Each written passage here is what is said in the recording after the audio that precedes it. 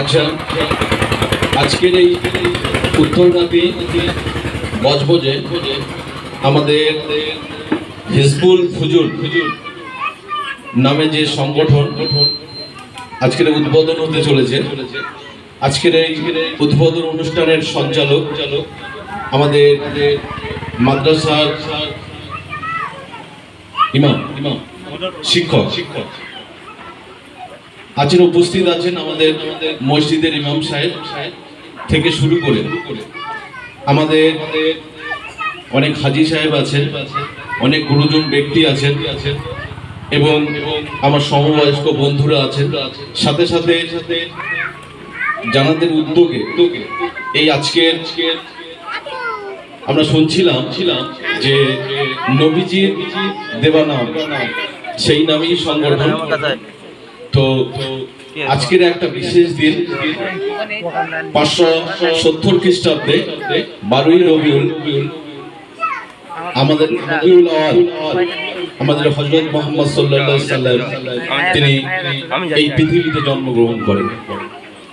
সেই সময় গোটা পৃথিবীটা ছিল অন্ধকার যুগ। আমাদের মাদ্রাসার শিক্ষক তিনি ব্যাখ্যা করছিলেন, সেইটাও একটা সময় আমাদের নবীজি এই পৃথিবীতে তিনি এসেছিলেন। আসার পরে সেই সমস্ত কুসংস্কার আচ্ছন্ন সমাজটাকে একটা আলোর দিশা, একটা আলো তিনি দেখিয়েছিলেন। তাতে করে মানুষ একটা সভ্য সমাজে রূপান্তরিত হয়েছিলেন। এবং আমাদের নবীজি এতে আল কোরআন, শুধু এই কোরআন শুধু মুসলিমদের জন্য না, আমরা যদি ইতিহাসের দিকে তাকাই আমরা দেখব আমরা মুসলিমরা কোরআন পড়তে পারি, কিন্তু কোরআন বেশি রিসার্চ করেছে অমুসলিমরা। আমরা জানি যে কোরআন প্রথম বাংলায় অনুবাদ করেছিলেন গিরিশচন্দ্র ঘোষ, কিন্তু মুসলিম ঘরের ছেলে না। কোরআন শরীফ চর্চা বেশি অন্য ধর্ম অবলম্বী মানুষেরাই করে, আমরা কিন্তু শুধু কোরআন পড়ি। যখন ভারতবর্ষ স্বাধীনতা লড়াই হয়, আমরা স্বাধীনতা আন্দোলনের মূর্ত প্রতীক হিসেবে চিনি নেতাজি সুভাষচন্দ্র বোস। নেতাজি সুভাষচন্দ্র বোস আজাদ হিন্দ ফৌজ গঠন করেছিলেন। আজাদ হিন্দ ফৌজ গঠন করে তিনি সমস্ত সেনাদের নিয়ে মিটিং করে বললেন যে আজাদ হিন্দ ফৌজের স্লোগান কি হবে।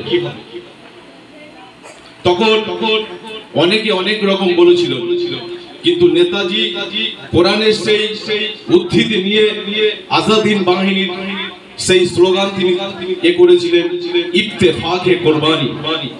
এই কোরআন এমন একটা জিনিস শুধু মুসলিম না, গোটা ভারতবর্ষের যত ধর্ম অবলম্বী মানুষ আছে তাদের মূর্ত প্রতীক হিসাবে যতদিন এই পৃথিবী বেঁচে থাকবে ততদিন মাথা উঁচু করে এই কোরআন কিন্তু পৃথিবীতে বিরাজ করবে।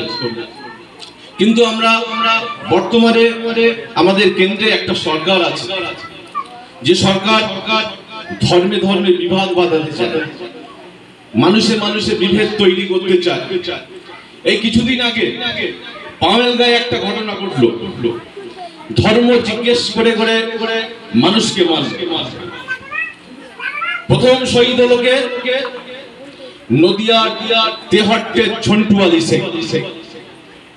পাকিস্তানের জঙ্গিদের চোখে চোখ রেখে লড়াই করলো তেহট্টের ঝন্টু আলী শেখ। ঝন্টু আলী শেখের মরদেহ যখন তেহট্টের নদিয়া এলো, গোটা পশ্চিমবঙ্গ তথা ভারতবর্ষ শোকে স্তব্ধ। সবাই গেল, সবাই সেই বীর যোদ্ধাকে দেখতে গেল।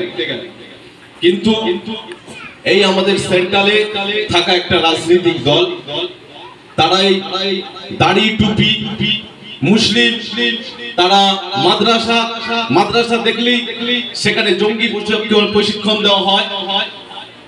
উত্তরপ্রদেশে বহু মসজিদকে তারা বন্ধ করে দিয়েছে। তারা এই মুসলিম দেখলেই তাদের যেন একটা গাত্রদাহ হয়। কিন্তু আমরা দেখেছি যে ঝন্টু আলী শেখ তিনি যখন এলেন, মরদেহ এলো, বিজেপি ওই সমস্ত নেতারা তারা নানা রকম মন্তব্য করতে শুরু করলো।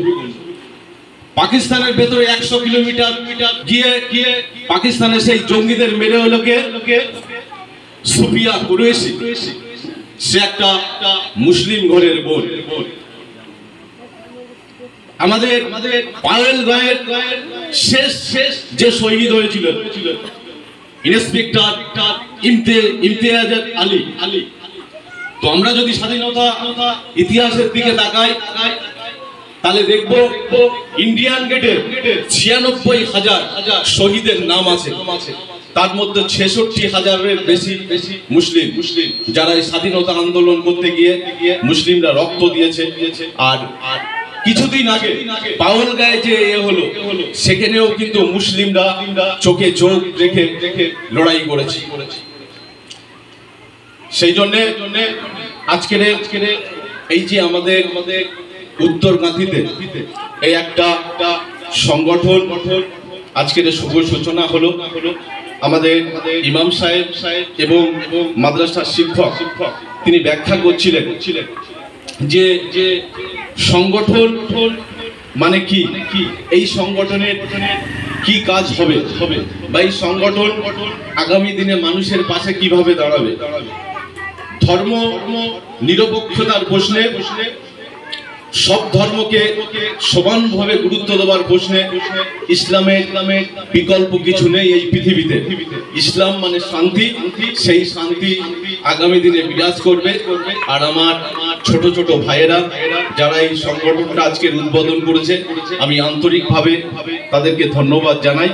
এবং আমি সাথে সাথে একটা কথা বলি যে সর্বোত্তকরণে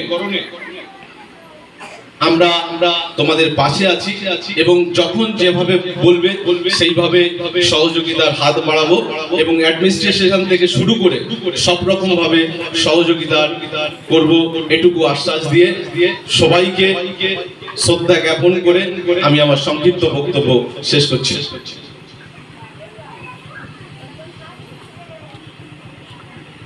অনেক ধন্যবাদ বিশিষ্ট সমাজসেবী এবং বিশিষ্ট রাজনীতিবিদ জনাব সাইফুদ্দিন মোল্লা মহাশয়কে।